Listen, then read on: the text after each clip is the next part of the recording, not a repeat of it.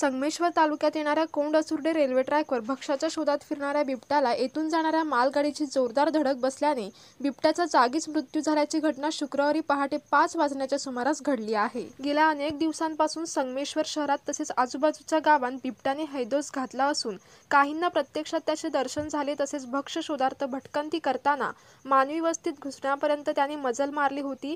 त्याचे दृश्य सीसीटीव्ही कॅमेऱ्यात सुद्धा कैद झाले आहे। या सर्व प्रकारांमुळे सर्वत्र बिबट्याची दहशत होती। असे असतानाच कोंड-असुर्डे रेल्वे ट्रॅकवर बिबट्या मृतावस्थेत आढळून आल्याची घटना घडली आहे। मिळालेली माहिती अशी की शुक्रवारी पहाटे 5 वाजण्याच्या सुमारास रत्नागिरी मार्गे येणाऱ्या व मुंबईच्या दिशेने जाणाऱ्या मालगाडीसमोर कोंड-असुर्डे ट्रक नंबर 173/4 ते 173/5 या दरम्यान बिबट्याला मालगाडीची जोरदार धडक बसल्याने त्याचा जागीच मृत्यू झाला। या घटनेची माहिती मालगाडी चालकाने जवळच्या संगमेश्वर रोड रेल्वे स्टेशनला दिली। त्यानुसार railway truck lineman Upendra Rahate यांनी घटनास्थळी जाऊन खात्री केल्यावर संगमेश्वर पोलीस ठाणे तसेच वन विभागाला रेल्वे ट्रॅकवर बिबट्या मृतावस्थेत असल्याची माहिती संगमेश्वर रोड रेल्वे स्टेशनच्या संबंधितांकडून देण्यात आली। बिबट्या मृत अवस्थेत मिळाल्याची बातमी मात्र सर्वत्र वारासारखी पसरली आणि ते पाहण्यासाठी लोकांची एकच गर्दी उसळली।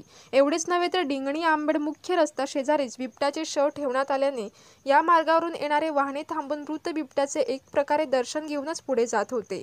मृत बिबट्या हे मादी जातीचे तसेच सुमारे 2 वर्षाचे असल्याचा अंदाज वन विभागाकडून काढण्यात आला असून वनरक्षक अरुण माळी, वनरक्षक सुरेश तेली यांनी रस्त्यालगतच्या मोकळ्या जागेत मृत बिबट्याला अग्नी दिली। यावेळी पोलीस पाटील सुभाष गुरव उपस्थित होते।